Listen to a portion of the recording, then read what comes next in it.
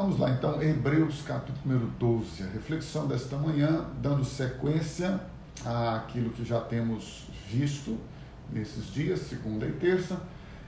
Hebreus capítulo 12 diz que nós que estamos rodeados por uma tão grande nuvem de testemunhas, devemos nos desembaraçar, devemos nos livrar, não devemos permitir que sejamos enrolados, enredados pelo peso e pelo pecado que de forma tão astuta, maligna, ele nos rodeia, uma vez que você e eu já temos visto aqui, incessantemente o pecado já não habita dentro de nós, o pecado continua no mundo, ele nos rodeia, ele quer nos derrubar, ele quer nos tragar, mas nós somos os responsáveis por rejeitar, nós somos os responsáveis por fugir das tentações. Ao diabo nós resistimos, das tentações nós fugimos.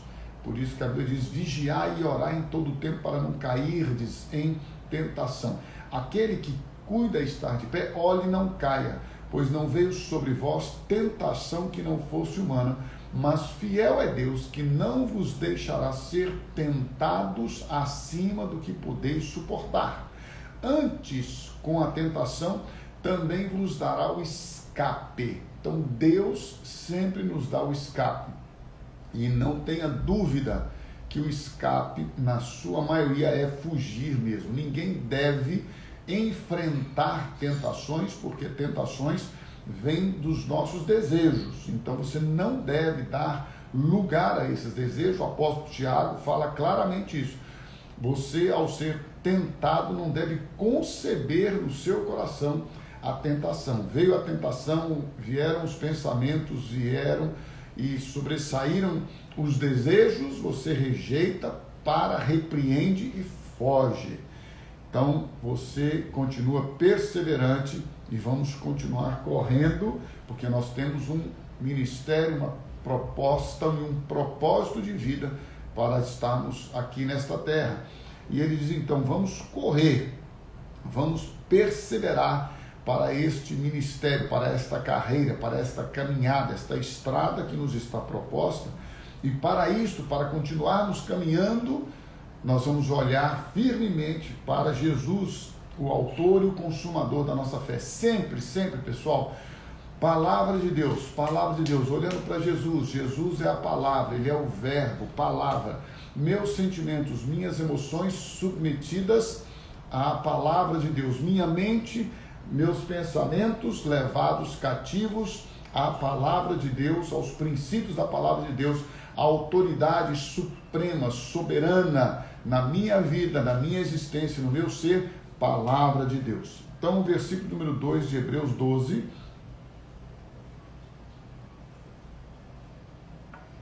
diz que nós devemos olhar para Jesus.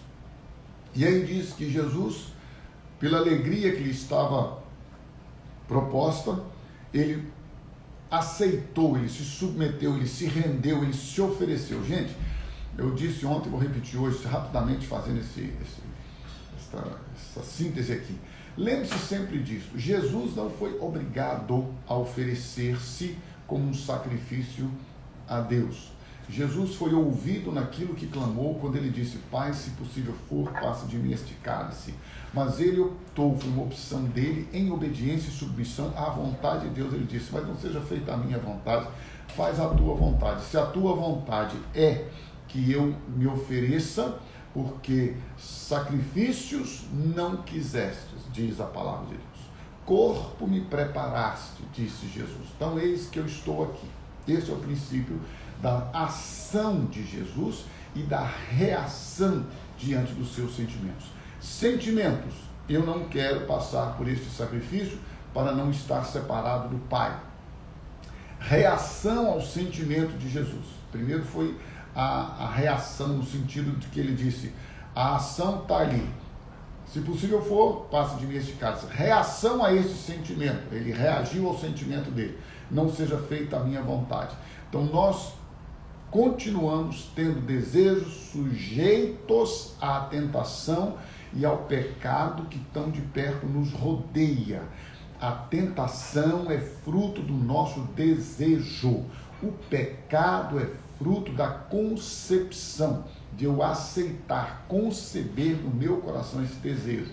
Então, todas as vezes que eu for tentado pelo pecado que tão de perto me rodeia, eu vou olhar para Jesus, autor e consumador da minha fé, e vou me lembrar que com ele eu fui crucificado, com ele eu morri para o pecado, com ele eu fui ressuscitado, agora já não sou mais eu quem vive, quem é que vive? Cristo vive em mim. Então este desejo não tem poder. O desejo, coloque-o como uma ação que desencadeia-se na sua vida, pela sua humanidade, pela sua história, pelo seu momento, não importa. A reação a ele é dizer: desejo, você não tem poder e autoridade para me escravizar, para me dominar, porque eu sou habitado, dominado, reinado, governado, orientado, dirigido pelo Espírito Santo de Deus. Então eu agora olho para Jesus, autor, consumador da minha fé, e me rendo a ele, porque assim como ele rendeu-se ao Pai na sua devoção, na sua entrega absoluta pela alegria que lhe estava proposta, assim também a Bíblia diz que os nossos sofrimentos neste mundo presente não podem ser comparados com a glória que há de se manifestar. Então toda a dor, toda a perda, tudo aquilo que nós sofremos neste mundo é passageiro, é circunstancial e é momentâneo. A glória que há de se revelar vale a pena por esta glória, por esta vida, por esta salvação, vale a pena pelo amor do Pai, vale a pena para a glória de Deus nós abrirmos mão de todos os nossos desejos, rejeitarmos todas as tentações que nos levam ao pecado, que tão de perto nos rodeia, e dizer: Senhor, para a minha vida há algo melhor, algo novo, algo muito melhor do que a realização dos meus desejos nesta terra. Existe a tua glória, a eternidade. Eu vou me posicionar por aquilo que eu sei que há de vir.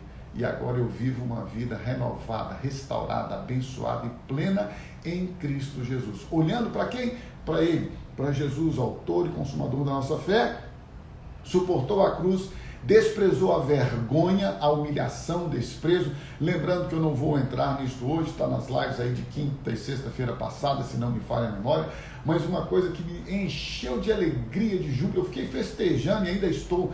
Quando eu penso, irmãos, olha só que loucura isso, enquanto todo mundo, enquanto o inferno, enquanto os homens, enquanto principados e potestades, estava todo mundo celebrando a derrota de Jesus naquela cruz, estava todo mundo celebrando, ele morreu, ele foi crucificado, ele não vai estar, todo mundo enquanto isso acontecia, olha que loucura isso, tanto no reino terreno, quanto no reino espiritual, no universo. O universo, na sua malignidade, festejava a crucificação de Cristo.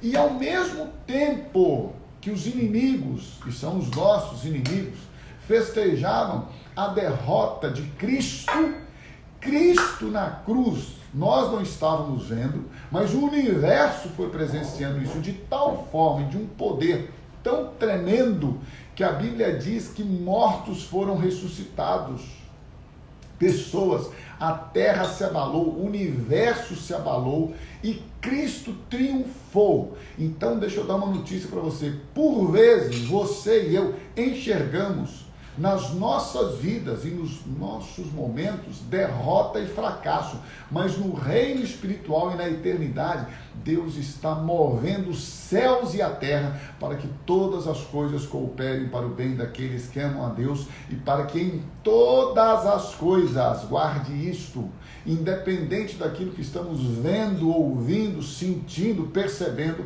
nós sejamos mais do que vencedores, porque a nossa vitória não está somente naquilo que vemos, experimentamos ou sentimos, a nossa vitória está na eternidade. Então, por vezes, na questão de humana, nós somos aparentemente, visualmente, para nós, sensorialmente, para nós, derrotados. Mas no reino espiritual, Aquilo que parece um fracasso, uma derrota, é uma vitória, porque a palavra de Deus diz que Ele sempre nos conduz em triunfo. Por isso, para a sua, para a minha, para a nossa vida, o mais importante continua sendo intimidade com Deus. Intimidade com Ele. Intimidade com a palavra dEle. Não podemos fugir disso. Intimidade com Ele, intimidade com a palavra dEle. Agora, deixa eu dar uma dica importante para você. Às vezes você não tem aquele tempo de oração, não é? Com Deus fervoroso, aquele tempo que você se derrama, chora, arrepia.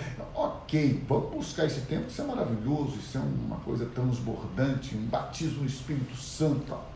Mas nem por isso você vai deixar de orar a palavra, de firmar-se na palavra, de profetizar a palavra, de andar pela palavra.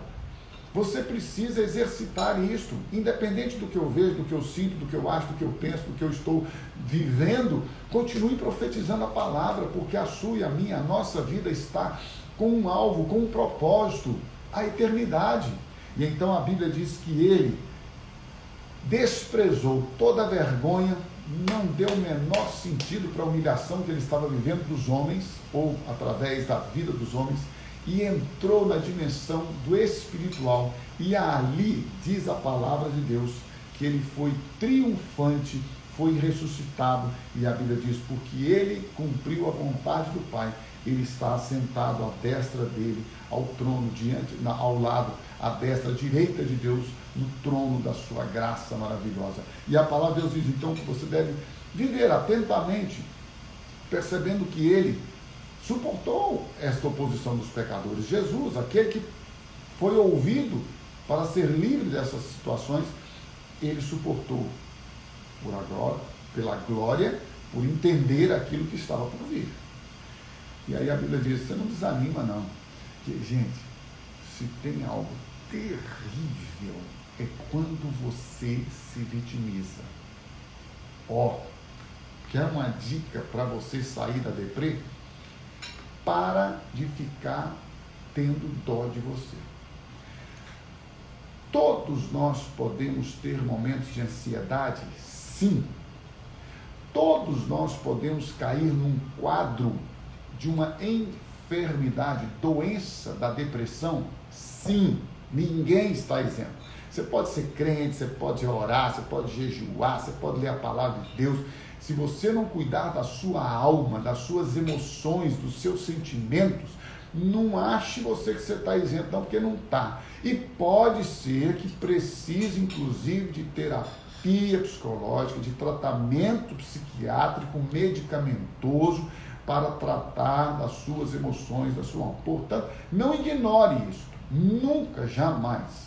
Eu nunca disse que você, sendo um cristão fervoroso, verdadeiro, batizado do Espírito Santo, cheio do Espírito Santo, com fogo, pode ser o que você quiser. Se você não cuidar da sua alma, você pode sim entrar num processo de ansiedade que pode te levar num processo de depressão.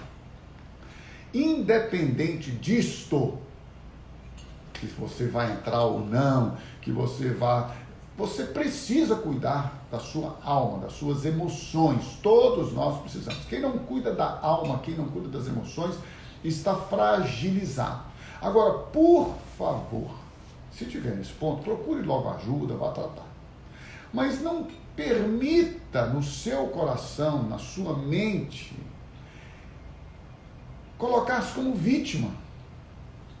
Eu não estou dizendo que você não é injustiçado, que você não foi machucado, ferido, desprezado, abandonado, rejeitado. Eu não estou dizendo isso. Tudo isso nós podemos passar, isto fere, isto dói, isso machuca. Eu não estou dizendo, mas veja, meu irmão, ainda assim, em Cristo Jesus, contrariando todas as nossas emoções, que devem ser tratadas, cuidadas, nós não precisamos nos colocar como vítimas. E aí a Bíblia diz assim, olha, não fica fatigado, não fica desmaiando em vossa alma. Olha que expressão maravilhosa, gente.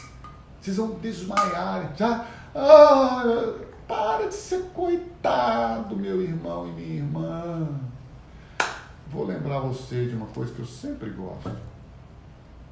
A vida não é justa. Deus é justo. O mundo jaz no maligno, ele não é justo. A vida não é justa. Agora, se você se coloca como vítima, porque eu sou assim, porque o meu esposo não me ama, minha esposa não me ama, os meus filhos não me respeitam, não me honram, os meus pais, eles me tratam com ira, tá bom, quem está negando a verdade? Ninguém. Eu só estou dizendo para você que você tem o poder na pessoa de Jesus, entenda bem, não é autoajuda, autossuficiência, poder da mente, eu sou, não, eu sou nada, eu sou um inválido, eu sou um nada, mas Cristo é tudo, em todos. Cristo é maior do que tudo, Cristo é maior do que eu, porque eu estou crucificado com Cristo e vivo, não mais eu, Cristo vive em mim. Então a minha esperança, a minha força, o meu ânimo, você acha que eu não desanimo? Você acha que eu não canso? Você acha que você vê essa pessoinha aqui, né? Por isso que é bom, você olha que animado, nossa, que homem de fé, pergunta, olha, vira e mexe, eu fico doido, fico desequilibrado, é mesmo, você nunca ficou? Então tá bom, tá? Você é um gênio. Parabéns para você. Eu não.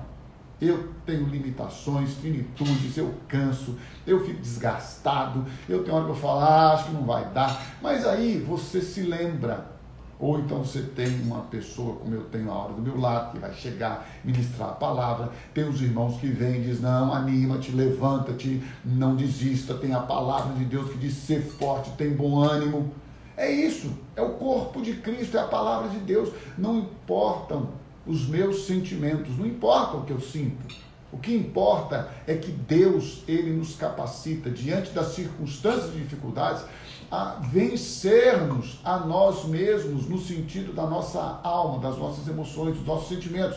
Que eles existem sim, mas eles não têm poder para nos dominar, a não ser que você e eu nos aceitemos, nos vejamos como vítimas, como coitados. Eu estou cansado dessa gente que não se levanta, e veja bem, não estou dizendo, vou repetir, para não usar meias palavras minhas. Se você tem problemas emocionais e não consegue lidar bem com eles, procure tratamento psicológico. Se você tem problemas emocionais e não consegue lidar com eles, tratamento psicológico, procure tratamento psiquiátrico, medicamentoso, ponto.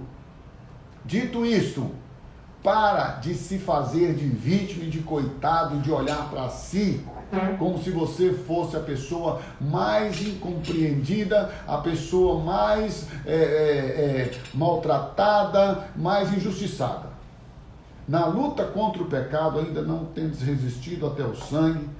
E você tem que se lembrar que Ele nos corrige como Pai, porque Ele nos ama. A disciplina de Deus para nós, eu falei sobre isso aqui ontem, ela tem um propósito, é levar-nos à santidade, é levar-nos ao relacionamento com Ele, é levar-nos a esta vida de intimidade com Ele. Então, se você entende e percebe estas coisas, você pode a partir daí dizer, bem, os meus sofrimentos, está na live de ontem, eles servem para me aperfeiçoar, para me fazer crescer. A Bíblia também diz que Jesus foi aperfeiçoado por aquilo que sofreu. Eu não sei se você se acha melhor que Jesus, mas se você se compara com Ele, seus sofrimentos, os meus, os nossos sofrimentos, podem e devem nos levar ao aperfeiçoamento. Uma vez que a palavra de Deus, no versículo 10 de Hebreus 12, se você puder conferir comigo, fala da correção que os nossos pais realizavam nas nossas vidas. E aí diz assim, Deus, porém, nos disciplina para aproveitamento. Olha a expressão agora, eu fico maravilhado com essas coisas. A fim de sermos participantes da sua santidade. Santifica-os na verdade, disse Jesus. A tua palavra é a verdade. Deus vem e nos disciplina pela verdade, pela palavra. Eu disse e estou repetindo sempre para as minhas filhas, desde sempre, agora vou começar com as minhas netas, e nos meus relacionamentos, e quando eu contrato alguém, eu sempre digo para a pessoa assim, olha, deixa eu pedir uma coisa para você. Com equipamentos, com tudo, né? Porque tem as coisas que as pessoas lidam. Se estragar, se quebrar, independente se foi culpa sua, se foi mau uso, se não foi, por favor, não minta e não esconda. Gente, não minta e não esconda. E graças a Deus as pessoas... Porque eu não estou feliz porque quebrou algo. Eu não fico feliz porque eu tive o prejuízo de forma alguma. Mas olha só, pensa comigo. Eu trabalho hoje em parte numa zona rural. Então você não tem acesso a tudo que você precisa. E eu gosto das minhas ferramentas todas prontas para uso. Aí a pessoa estraga uma ferramenta sua e ela, para não ser corrigida, não ser disciplinada, ela fica calada. Você está lá no mato, um sábado à tarde, tem nada aberto. Você vai usar a ferramenta está quebrada. Isso é terrível. Mentira, omissão, é horrível, horrível isso. Isso não deve existir entre nós. Então, a palavra de Deus, meu irmão e minha irmã, está nos ensinando que disciplina é para nos levar à santidade. Santidade que tem como fundamento, como base, como alicerce a palavra de Deus. E a palavra de Deus diz, não mintais uns aos outros. Não é o que a palavra de Deus diz? A palavra de Deus nos diz claramente, meu amado, precioso irmão, que nós devemos amar uns aos outros assim como Deus nos amou em Cristo Jesus. E que este amor deve ser o amor da prática, da verdade, da transparência. Nós não podemos permitir que o pecado nos domine. Nós não podemos aceitar que o pecado nos escravize. Nós não podemos aceitar que por causa das nossas emoções, sentimentos, história, marcas, complexos, traumas e seja lá o que for, nós não experimentemos o poder da palavra de Deus, do Espírito Santo. Então a Bíblia diz assim, olha, toda disciplina com efeito no momento não parece ser motivo de alegria. Verdade. Quem é que apanha e fica feliz? Não é sadomasoquista. Não é gostoso. Mas de tristeza, de vergonha. Por isso que a Bíblia colocou, olha, Jesus, ele não se deteve em relação à vergonha. Gente, você não tem que ter vergonha de nada. Vergonha de quê? Vergonha de mostrar suas falhas? O pior das falhas é quando você diz assim, eu sou assim, eu nasci assim, eu vou morrer assim. Eu sou assim, não tem jeito. Meu pai era assim, meu avô era assim, meu bisavô era assim, meu trisavô era assim, meu tataravô era assim. Eu sei que isso aqui é herança genética. Ah, deixa eu te falar uma coisa. Não tem negócio de genética não, meu irmão. Genética, põe no Espírito Santo, põe na cruz, deixa Deus tratar, deixa Deus mudar, deixa o Espírito Santo moldar. Você é barro nas mãos do oleiro, ele vai te quebrar e fazer de novo. Toda disciplina com efeito no momento não parece ser motivo de alegria. Ao que depois, entretanto, produz a disciplina quando você se submete a ela pela palavra de Deus e por amor e obediência a Ele, ela produz fruto pacífico aos que têm sido por ela exercitados, fruto de justiça. Por isso, restabelecei as mãos decaídas, os joelhos trôpegos balançando, que cai, não cai, e fazei caminhos retos para os pés. Para de andar vacilando. Tem gente que é assim, ora está na comunhão, ora está na perdição, ora está na intimidade com Deus, ora está na intimidade com Satanás, ora está vivendo no corpo de Cristo, ora está vivendo no corpo da injustiça, da iniquidade, do pecado. Ah, meu irmão, eu não sei como é que você aguenta. Fico admirado com gente que vive no pecado. Como é que aguenta? Meu Deus, é muita escravidão para Satanás. É ser bonequinho de voodoo. É ser palhaço nas mãos do diabo. Cara, vai pro mundo. Se arrebenta. Tá na igreja e tá no inferno, meu filho. Gente, eu tenho umas mulheres que são santas numa aparência, isso aqui, mas fofoqueira, uma irmã maledicente, linguaruda, fofoqueira. Abre blog de fofoca. Já está no inferno, gente. maledicente, gente que cria confusão e divisão entre os irmãos. Restabelece essas mãozinhas suas, seus joelhinhos que ficam andando para um lado e para o outro nesses caminhos dúbios. Faça caminhos retos para os pés, para que não se extravie o que é manco, antes seja curado. Sua vida, minha vida, não foi comprada pelo sangue de Jesus para que nós vivêssemos no pecado, na mentira, na hipocrisia, na falsidade, na omissão. Sua vida, minha vida, nossa vida foi comprada, redimida, remida, redenção e remissão. Tem live que fala sobre isso. Sua vida não foi redimida e remida pelo sangue do Cordeiro derramado naquela cruz, para que você vivesse em impiedade, em iniquidade, em maldade, na sujeira, na imundícia do pecado, não. Sua vida foi comprada pelo sangue do Cordeiro de Jesus Cristo, derramado naquela cruz, para que você vivesse para Ele, santificado, purificado, para que você vivesse para a glória dEle, para que você vivesse para exaltar a Ele. Portanto, eu queria desafiar você nesta manhã, sabe, irmãos? Às vezes eu sei que eu falo com uma certa veemência, às vezes eu sei que eu sou muito incisivo, é o meu jeito de ser. Não faço isso com ignorância para te ofender, para te machucar, para te ferir, nada disso, e Deus sabe meu coração. Mas, sinceramente, por favor, gente, nós não podemos permitir que, declarando a nossa fé em Jesus, falando que a gente é crente, cristão, viver uma vida terrível, de vergonha para o Evangelho. Se você... Eu ia falar um negócio que Jesus falou aqui, mas você vai entender errado. Mas se você está envergonhando o Evangelho, para um pouquinho. Melhor você parar. Dá um tempo. Reveja a sua fé. Cara, às vezes você vai...